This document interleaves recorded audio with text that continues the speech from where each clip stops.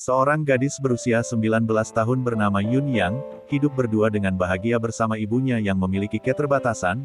Ibunya tidak bisa mendengar dengan baik, kesulitan untuk berbicara dan memiliki penyakit asma.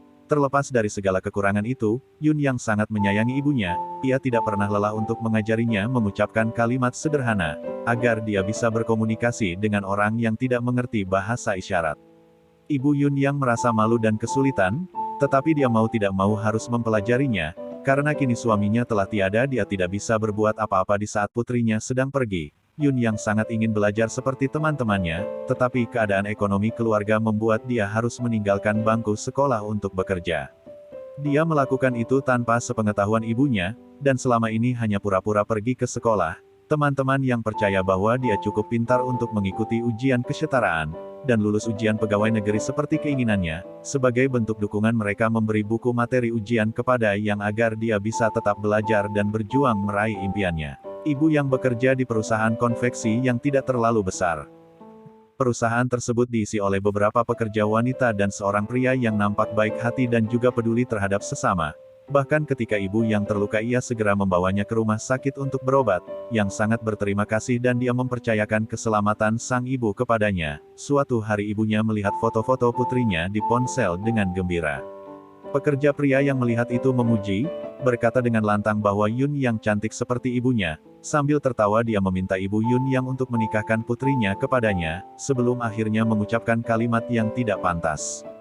Ibu Yun Yang menamparnya dengan marah. Dia tidak bisa menganggap itu sebagai candaan, sementara putrinya dilecehkan secara verbal. Ternyata pria itu adalah orang mesum yang sudah lama menyukai Yun Yang, dan semua kebusukannya tertutupi oleh penampilannya yang lugu. Malam harinya di saat pria itu tidak bisa lagi menahan nafsu, Yun Yang akhirnya menjadi korban. Martabatnya seketika runtuh, masa depannya hancur dan dia tidak akan pernah bisa melupakan mimpi buruk itu. Sementara Yun Yang terbaring lemah, sang ibu mencarinya dengan cemas. Pelaku mengancam Yun Yang dengan keselamatan ibunya, dan memintanya untuk tetap bungkam. Ketika pelaku mengungkapkan bahwa dia akan melakukan hal serupa kepada ibunya, Yun Yang bangkit dengan amarah yang memuncak. Ia meraih sebongkah batu lalu menyerang pelaku di saat lengah hingga tak bernyawa. Atas perbuatannya itu Yun Yang didakwa atas kasus pembunuhan, meski dia adalah korban dalam tragedi tersebut. Kurangnya bukti di TKP menyebabkan dia kesulitan untuk membela diri di pengadilan. Yun Yang tidak memiliki tanda pengenal siswa, dan sekarang dia sudah dinyatakan sebagai orang dewasa. Sekalipun dapat mengajukan banding, dia tetap harus menjalani hukumannya di penjara. Pilihan terbaiknya adalah meminta bantuan pada organisasi hak wanita atau organisasi sosial. Akan tetapi Yun Yang memilih untuk menerima apapun keputusan sidang, karena dia tidak mau menjadi pusat perhatian publik. Fakta bahwa dia telah membunuh seseorang, membuatnya takut tidak akan diterima lagi oleh masyarakat. Pada akhirnya hakim memberi putusan terakhir persidangan, bahwa Yang harus menjalani masa hukuman selama 5 tahun penjara.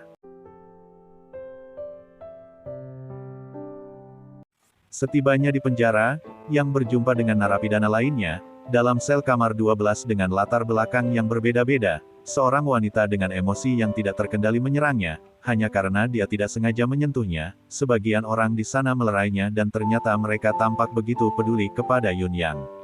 Terutama wanita yang dijuluki sebagai pembuat onar. 잘 쓰라. 감사합니다. 이쁘다 얼굴. 피부도 애기 같고. Sepanjang malam Yun Yang menangis dan dia kehilangan nafsu makannya. Wanita paling dihormati di kamar 12 menyarankannya untuk mengikuti arus dan berbaur. Menjaga kesehatan adalah suatu keharusan bagi mereka yang harus bekerja di setiap harinya. Wanita dengan nomor tahanan berwarna merah itu adalah Sung Jae, mantan guru yang akan menjalani hukuman mati pada akhir masa tahanannya. Ketika Yun Yang bertanya pekerjaan apa yang akan memberinya upah besar, wanita berbaju pink bernama Hewo menjelaskan bahwa Yun Yang adalah tahanan baru, dan dia tidak akan dibayar banyak dalam pekerjaan apapun. Hewo menyarankannya untuk mencoba semua jenis pekerjaan, lalu memutuskan mana yang paling cocok untuknya. Hewo dulunya adalah seorang penipu, tetapi sekarang dia menjadi narapidana dengan perilaku baik dan teladan. Sebab itulah dia mengenakan seragam dengan warna yang berbeda yang menunjukkan bahwa dia mendapat perlakuan khusus. Yun Yang datang ke bengkel untuk bekerja. Sipir menegaskan bahwa identitasnya saat ini adalah 2037. Itu adalah nama, sekaligus jaminan sosialnya selama ada di penjara. Malam harinya ketika Yun Yang meratapi nasib, Sung Jae mendekatinya lalu bercerita bahwa dulu dia memiliki seorang putra yang menjadi korban tabrak lari. Pelaku menyerahkan diri, tetapi Sung Jae membakar rumahnya dan merenggut 5 nyawa keluarganya yang lain. Rasa bersalah selalu menghantuinya, tetapi dia punya cara untuk tidak terus larut dalam penyesalan. Alih-alih memendam perasaan tersebut, dia selalu berdoa, menulis surat atau melakukan apapun untuk mengeluarkannya. Setelah menulis surat untuk ibunya, suasana hati Yun Yang membaik dan dia dengan cepat beradaptasi. Waktu terus berlalu, ibu Yun Yang akhirnya datang ke penjara, membawa berbagai jenis makanan untuk putrinya. Ia tidak tahu bahwa pengunjung tidak diperbolehkan membawa makanan atau barang apapun dari luar penjara. Meski dia berusaha untuk tetap tegar, air matanya mengalir saat bertemu dengan putrinya. 엄마, 힘들게 여기까지 왜 왔어? 엄마 건강하게 잘 지내고 있어. 우리 나도 잘 지내고 있지? 우리 엄마 구화 공부 많이 했구나. 고마워. 내가 미안하지 엄마가 뭐 고마워. 잘 지내줘.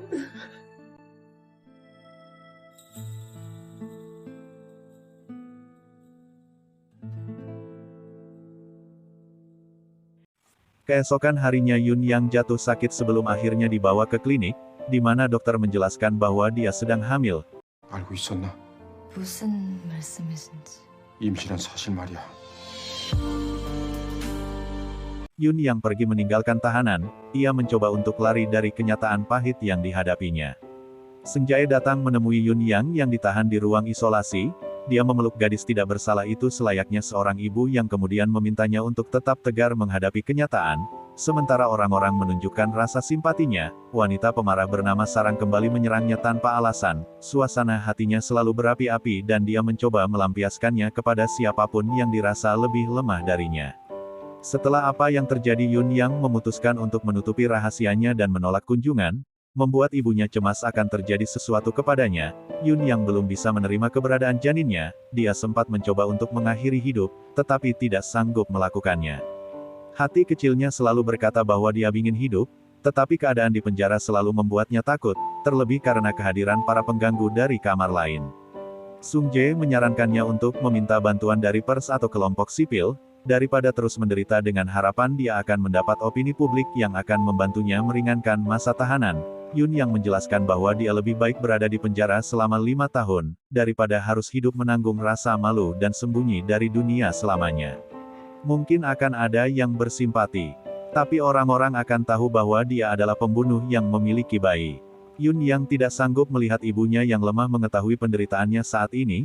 Seorang ibu jauh lebih kuat daripada yang kau bayangkan, ucap Sung Jae.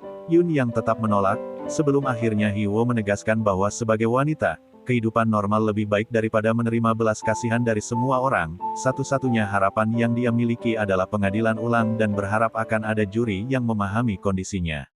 Pihak polisi tidak tinggal diam, mereka meringankan beban pekerjaan Yang dan mengirimnya ke tempat yang lebih tenang dan dekat dengan ruang perawatan. Yun Yang mengirimkan surat kepada ibunya, dan memintanya untuk menunggu selama kurang lebih 1 tahun. Dia ingin menyembunyikan keberadaan anaknya sebelum sidang dilaksanakan. Ketika hari terus berganti, Yun Yang semakin sering mengalami sakit pada bagian perutnya. Dokter menjelaskan bahwa dia telah hamil selama 6 bulan tetapi janinnya masih terlihat kecil. Itu terjadi karena janin bisa merasakan penolakan yang diberikan ibunya. Sementara Yun Yang bersikap tidak acuh pada janinnya, orang-orang dari kamar 12 begitu mengkhawatirkannya, percaya bahwa dia adalah insan yang tidak bersalah. Wanita pembuat onar sangat antusias. Dia telah lama kehilangan rahimnya setelah menjadi wanita malam dan ditangkap polisi. Melahirkan anak menjadi salah satu impiannya yang tidak akan pernah terkabul. Sementara itu Sarang mendapat kabar bahwa ayahnya yang sangat dia benci telah meninggal. Fakta bahwa dia adalah seorang pembunuh tidak menutupi kenyataan bahwa dia juga memiliki hati. Air matanya terjatuh setelah mengetahui bahwa ayahnya mati dalam kesendirian tanpa seorang pun di sisinya. Yun Yang mengetahui kabar itu, sedikit mengetahui perasaannya. Sidang ulang akhirnya dilaksanakan secara tertutup untuk umum, yang memberikan pernyataan terakhir bahwa dia adalah korban, tetapi dia tidak meminta siapapun untuk mempercayainya dan akan mematuhi setiap keputusan hakim.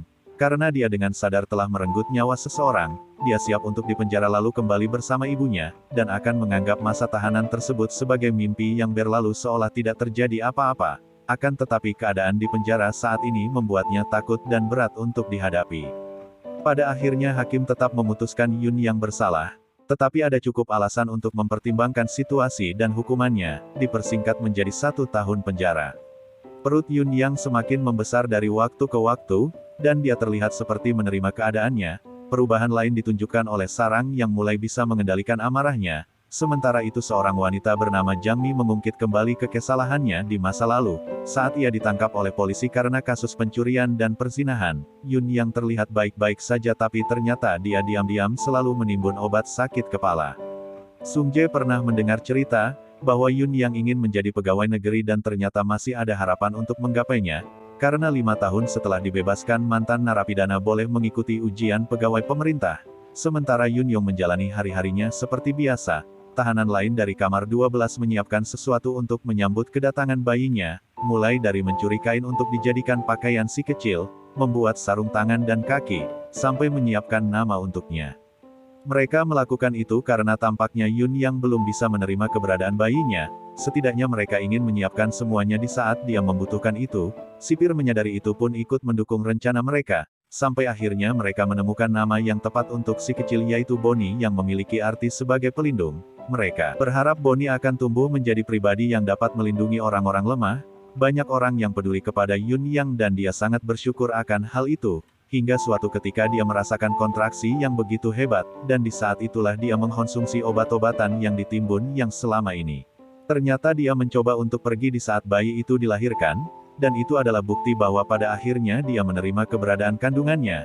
Hanya saja dia memutuskan untuk pergi demi melindunginya dari rasa malu bahwa dia adalah anak seorang pembunuh. Yun Yang mengalami kritis, dokter mengupayakan persalinannya, dan ternyata dia telah menyiapkan surat untuk masing-masing tahanan di kamar 12 yang telah menemaninya selama ini. Dia sangat berterima kasih kepada Sung Jae yang selalu merawat dan mendoakannya. Dia bahagia bisa mengenal Hee-woo yang bisa memahami keadaannya dengan sangat baik. Dia bangga bisa mengenal wanita pembuat onar yang ternyata sangat baik dan berhati lembut. Dia mendoakan Jang Mi agar menemukan cinta sejati dan menikahi pria yang benar-benar mencintainya. Terakhir, dia berpesan kepada Sarang untuk tidak berpikir bahwa dia ditinggalkan oleh keluarganya, karena mungkin mereka ingin menolongnya dari sesuatu yang tidak dia sadari. Yun Yang melahirkan anaknya tanpa sepengetahuan sang ibu, tetapi dia mengalami koma. Ibu yang sangat menyesal bahwa dia tidak bisa melindungi putrinya dan memberinya kehidupan yang dia inginkan. Dia selalu membawa makanan untuk putrinya dan berkeliaran tanpa alas kaki. Dia benar-benar ingin percaya bahwa putrinya akan baik-baik saja. Setelah dirawat selama beberapa waktu, Yun Yang menunjukkan perkembangan, harapan yang bahwa semua itu akan menjadi mimpi yang berlalu pada akhirnya terkabulkan. Dia menyerahkan putrinya yang dinamai oleh para tahanan sebagai Bonnie untuk diadopsi oleh Jang Mi yang telah menemukan cinta sejatinya. Yun Yang berharap putrinya itu tumbuh dengan baik dan cantik dan dia sangat mencintainya. Yun Yang kembali bersama sang ibu dan hidup bahagia. Dia selalu belajar dengan giat dan akhirnya siap diwawancarai untuk menjadi pegawai pemerintah seperti harapannya di masa lalu. Hidup tidak selalu sempurna, setiap manusia telah diberi takdir masing-masing dan mereka diberi banyak pilihan untuk menjalaninya. Tak ada yang lebih pahit daripada kenyataan, mimpi indah sekalipun tetap akan terasa pahit ketika terbangun. Namun segala kepahitan itu bisa dirubah dengan sikap bersyukur. Jangan pernah memendam kesedihan seorang diri sekalipun tidak ada yang bisa memahami penderitaanmu. Percayalah bahwa akan selalu ada orang yang peduli dan menyayangimu dengan tulus dan ikhlas, bukan melepaskan sesuatu dengan air mata, tapi bisa merelakan sesuatu dengan senyuman. Percayalah bahwa kesabaran bahkan terbayar, lelahmu akan hilang dan sakitnya akan sembuh karena Tuhan Maha Mengetahui.